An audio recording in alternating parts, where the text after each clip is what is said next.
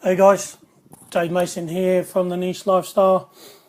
Vlog number 9, stepping into a new managerial or supervisory role.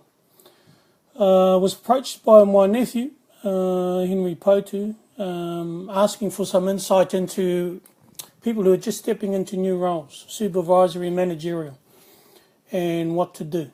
So this is aimed at any person who is sitting in that seat already. So 3 points, and then I'm going to explain those 3 points, and then I'm going to tell you a story, as I usually do, to cover all those 3 points. First point is what is the role expectations? You have to know that. You should know that. If you're going for an interview, you should understand the job description, what it entails, what the role is required of you in this particular role, and all those sort of specifics. Number 2, how will you be measured? So what is the role expectations? How will you be measured? And number 3 is know your supervisor, manager, or your particular, or the peers that are working with you. Okay? So those are 3 things you need to know when you're stepping into a managerial supervisory role. Role expectations, how will you be measured, and knowing your supervisor or manager. So, what is the role expectation? What are you expected to do? What are you expected to deliver? Daily, weekly, monthly, yearly? What's the specifics of the position? These are things that you should know and understand when you're applying for these positions anyway. Who are your direct reports? Do you have team leaders? Is it a salary position or is it a wage? Do you understand the award in which you are working? What's the scope of the role? Can you hire and fire people? Basically, what's the expectations? Those are all things that encompass understanding what your role expectations are. Okay? Number 2, how will you be measured? Are there KPIs? Write this down. KPIs, key point indicators. There's 2 types of KPIs when you're in operations. The first one is a reactive KPI, and I'll explain that. The second one is a proactive KPI. So, reactive KPIs are things where you are measured. It could be things like waste. It could be things like overtime. It could be things like man-hours per product, how many products you get out in an hour, unplanned absence. It could be things like if you're in a call center, it's how long you spend on a call. If you're in a warehouse, it's stock accuracy. If you're doing a barista's job, you might be measured on the amount of kilos per day you sell. So those are KPIs that are reactive. Those are measured either at the end of the day, end of the week, or end of the month. So understand what your KPIs are. The other KPIs you're expected to know and should know are your proactive KPIs. Proactive KPIs are things like cost-cutting initiatives, things like training matrix. How many staff do you need? How much coverage do you need? Most Australian businesses, standard businesses, operate under a 6% absence rate. So that's 3% planned, 3% unplanned for operations. On average, that's about 1.3 persons per day your business has to have out of 10 people. That's how many people you have to have. So the last thing is know your supervisor and your manager. You really need to understand who you're working for. Get to know them, get to understand them, get to know their background. Get to know how much experience they have, what kind of knowledge and expertise he brings to the business. Okay, and it becomes fundamentally important when I tell you my story. So 5.5 years ago, I applied for I think they're called a red hat position at Golden Cockerel. I shouldn't say that. I've said the name anyway. I applied for this position at a poultry processing plant. Now, I sent my resume ahead of me, and the first interview went well, so I got called back for the second interview. Now, at the second interview, it wasn't just the HR manager, it was the CEO of this business that had decided to sit in on it. And he sat in on it because my resume included lean management background.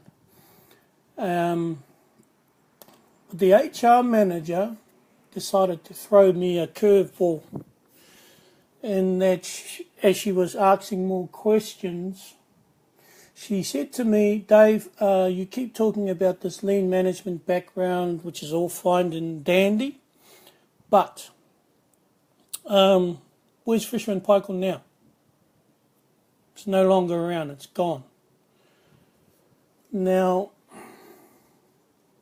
anyone who knows anything about operations knows that question is designed to trip you up and find out what kind of response you can give. Now, my answer to her was pretty simple, because I sort of knew why Fisher and Paykel was no longer around. I said to her, well, there's all sorts of stakeholders in the business, and Fisher and Paykel is no different. We have suppliers, we have sales teams, we have warehousing teams, we have clients. I said, but the other stakeholder is the shareholder. Now, what Fisher and Paykel decided to do in their infinite wisdom is pack up Fisher and Paykel Cleveland and move it to Thailand, thereby saving themselves $9 million in operating costs. Could have heard a pin drop when I told her that. Again, I should have been mindful of the fact that and this is about understanding too the type of people that you're dealing with. All they're after is a supervisor on the shop floor. They're not after a know-it-all or a smart ass. So, whilst I was there at this poultry processing plant, I was actually given a warning. So about 8 months into it, I was called into the office, and the warnings weren't very specific. They were quite vague. The first one he mentioned was, your peers don't think a lot of you. That's what came out of his mouth.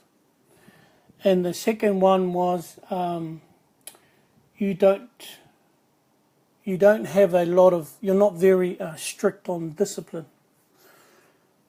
Now this comes back to understanding how I was getting measured, KPIs and all that sort of stuff. Because one of the things I looked at whilst I was in that particular position was unplanned absence, because there was a lot of it. I had nearly 2 people away a day. So, but I had improved that process over a 4-month period just by making sure that, people were given fair warning and dealt with by due diligence and dealt with by due process. Which brought me to the second warning, saying that, I wasn't very strict when it came to dealing with poor performance. Unfortunately for them, not 2 weeks beforehand, I was part of a process, because I wasn't allowed to sack people there. I was just the supervisor. We terminated 2 people prior to that particular warning. The reason why that's important is because I was taken in there and I was given a warning for something that the manager had absolutely no idea about. So my comeback to them was pretty simple. I said, you guys have never been to arbitration. Now, arbitration is when employer and employees, if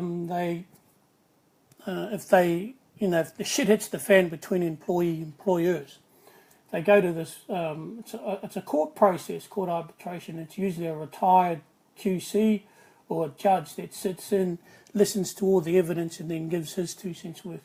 I've been 3 times. Won one, lost one, and neither of us won the third one.